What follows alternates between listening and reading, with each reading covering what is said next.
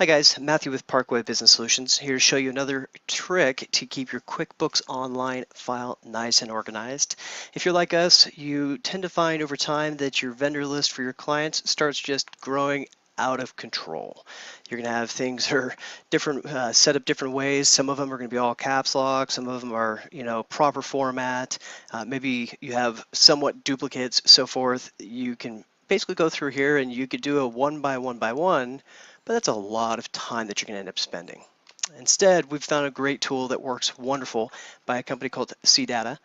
They give the ability that you can come right into here, make a proper connection to your client's file, and you're going to extract the entire list of vendors down so you can then clean them up and push it back in. So I'll come into here, make my selections of the proper areas, and I'm going to kind of go slow on this on purpose because this is one area that can be a little confusing. I always tend to go into here and I unselect everything, and in this read only, I'm going to click it to where it shows false first. These are the areas you can actually modify, you can do something with. If you try to do it with any other area, you're just going to get a whole bunch of errors that pop up, and it's just going to waste a lot of time, cause a lot of frustration. So we're going to be pretty specific to just like the vendor names. So we will choose like give a name, this type of stuff in case it's a person that we want to transition. But the address, the phone number, you can do all of that. We're not going to at this time. Check if they're active or not. But as you can see here, I'll expand this a little bit. You can see the other options. Any of the stuff that shows up in the contact information is available. You can even update your vendor 1099 listing if you need to quickly add on who should be tracked or not, which is a wonderful feature. So once you have that, your maximum number of rows, hopefully you've got an idea of how many vendors. These have about 1,400. It's time to do this. Click OK. It's going to push through.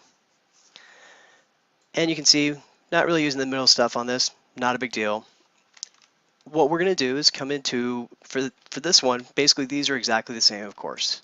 I'm going to very quickly choose all the way to the bottom.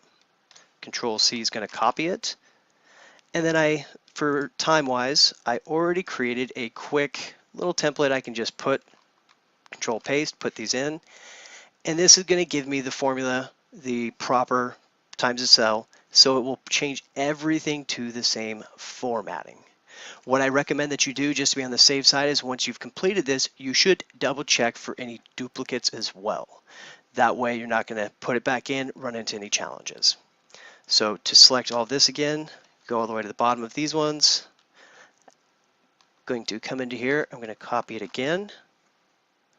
Go back to my vendor list, up to the top, and and you're going to paste these back in as text.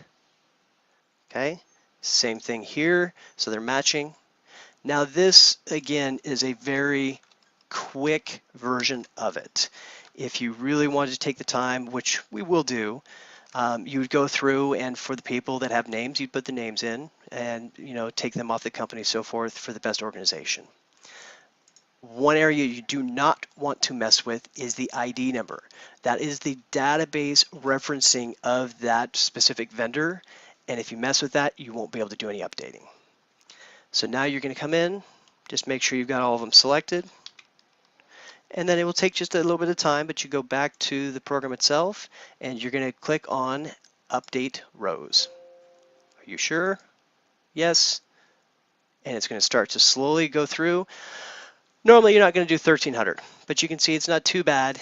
We'll go through and push them all up. You can go back to your books at that point in time, and you would see that all of these will be back the way you just told them to be. If you've got additional questions or looking for some advice, feel free to leave a comment below or reach out to us directly at info@parkwaymail.com. And as always, here's wishing you a very successful week.